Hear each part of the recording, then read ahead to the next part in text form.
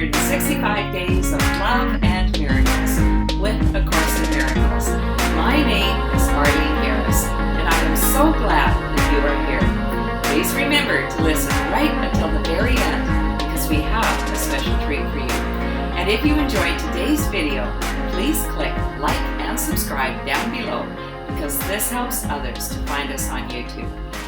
Today's lesson is lesson number 156. I walk with God in perfect holiness.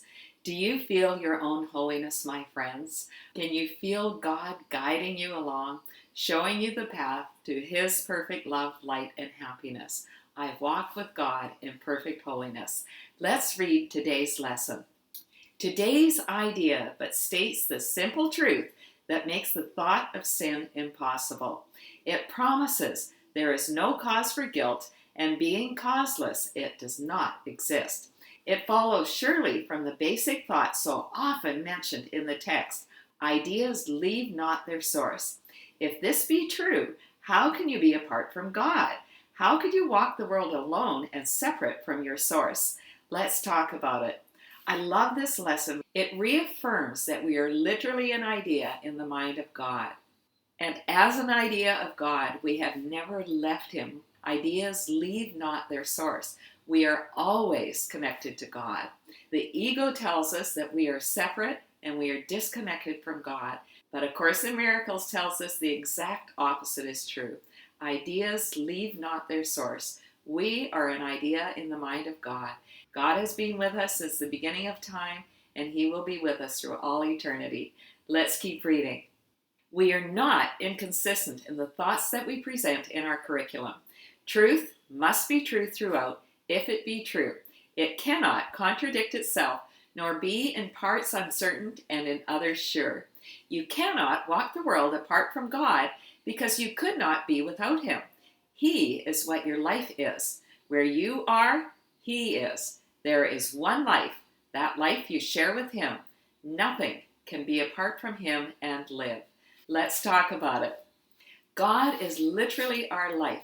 If we were truly disconnected from God, we would cease to exist. And that is never going to happen. Every single one of us are literally a piece of God. Are you able to accept that as being true for you, my friends? No one is left out. You are a part of God, and I am a part of God. Let's keep reading. Yet, where He is, there must be holiness as well as life. No attribute of His remains unshared by everything that lives. What lives is holy as Himself, because what shares His life is part of holiness and could no more be sinful than the sun could choose to be of ice, the sea elect to be apart from water, or the grass to grow with roots suspended in the air. Can you imagine seeing the grass growing upside down? That would be hilarious. But it is literally impossible. We know that. And the same thing is true of you and me. It is literally impossible for us to not be holy. We all walk with God in perfect holiness. It is simply for us to accept this as being true for ourselves. Every single living being on this earth shares the attributes of God. I share the attributes of God. You share the attributes of God. The plants and the animals share the attributes of God. God created us in His love. God created us in His holiness. Thus, I am holy and you are holy. Can you feel how great that is, my friends? Not one of us is left out. Let's keep reading. There is a light in you which cannot die, whose presence is so holy that the world is sanctified because of you. All things that live bring gifts to you and offer them in gratitude and gladness at your feet. The scent of flowers is their gift to you. The waves bow down before you, and the trees extend their arms to shield you from the heat, and lay their leaves upon the ground, that you may walk in softness, while the wind sinks to a whisper round your holy head. Oh, I just love that section. It brings tears to my eyes. How can we ever look at the world the same when we recognize that the waves literally bow down to us, my friends? The waves are part of the love energy of God, and they recognize our holiness. They bow down to it. The next time that you smell a flower, will you recognize that the flowers are literally blessing you? The scent of flowers is their gift to you. God created the flowers to be a blessing to every single one of us. When you look at the branches in the trees, when you sit under them and just appreciate the shade on a hot day, will you recognize how the trees are extending their arms to shield you from the heat? The blessings go on and on, my friends. The natural world is God's way of blessing us every single day. Let's keep reading. The light in you is what the universe longs to behold. All living things are still before you, for they recognize who walks with you. The light you carry is their own, and thus they see in you their holiness, saluting you as Savior and as God. Accept their reverence, for it is due to holiness itself, which walks with you, transforming in its gentle light all things unto its likeness and its purity. Let's talk about it. The plants and the animals are part of God, and they recognize our holiness. They recognize that we are the light of the world, and they see in us the same light that they also carry with them. All living things are infused with God's light.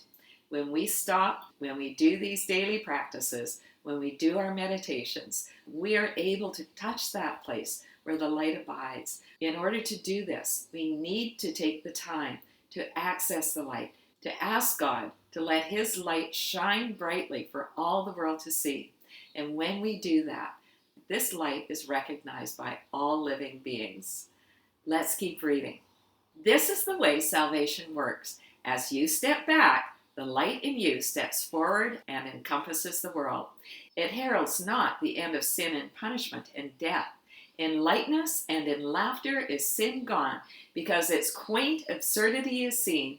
It is a foolish thought, a silly dream, not frightening, ridiculous perhaps, but who would waste an instant in approach to God Himself for such a senseless whim? Let's talk about it. Are you able to laugh at your mistakes? Are you able to recognize that making a mistake does not make you bad? We are not sinners. We are God's perfect, beautiful, beloved children. And when we mess up, we can simply laugh about it and let it go and carry on our way, full of God's love, joy, peace, and happiness. Let's keep reading. You have wasted many years on just this foolish thought. The past is gone with all its fantasies. They keep you bound no longer.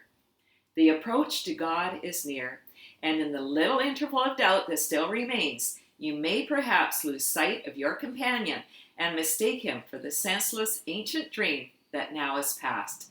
Let's talk about it. Anytime that we fall off the path that we walk with God, maybe we're caught up in sadness about the past, or maybe we're anxious about the future, we recognize that we've fallen into the ditch. We stop, we bring ourselves back to God, and we simply say to ourselves, I walk with God in perfect holiness. Let us not waste another second in the foolish thoughts of the ego, my friends. Let us not waste another second on the foolish thought that we are sinful. We've given those ideas enough time. They haven't worked out for us. Let them go. Come home to God's perfect peace, joy, and happiness. The approach to God is near. We're almost there. We keep doing the work. We keep doing the practices. And we are going to get more and more secure in the knowledge that we are God's beautiful, beloved children. Let's finish the reading. Who walks with me? This question should be asked 1,000 times a day till certainty has ended doubting and established peace. Today, let doubting cease. God speaks for you in answering your question with these words. I walk with God in perfect holiness. I light the world. I light my mind and all the minds which God created one with me. What a beautiful little prayer. You might want to write that down and carry it with you today to pull out any time that you feel that you've fallen off into the ditch, and just say to yourself, I walk with God in perfect holiness. I light the world, I light my mind, and all the minds which God created, one with me. Our practice sessions for today. First thing in the morning, last thing just before we go to sleep, we are encouraged to read or listen to today's lesson and then just sit and reflect on the idea, I walk with God in perfect holiness. In addition, we are encouraged to practice on the hour, often in between, and especially any times that we are upset or doubtful about God's love for us. We simply say to ourselves, I walk with God in perfect holiness. I light the world, I light my mind, and all the minds which God created, one with me. And then we sit for a minute or two and allow these ideas to sink deep within our being. Thanks so much for listening right until the end, my friends. If you enjoyed today's video, please share the love.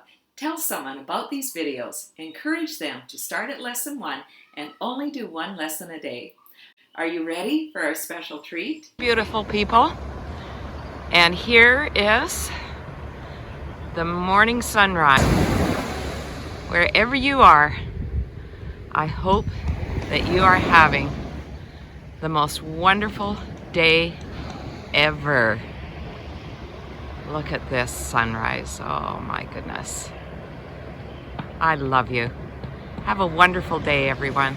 I walk with God in perfect holiness. Have a day of sharing God's holiness everywhere you go today, my friends. I love you.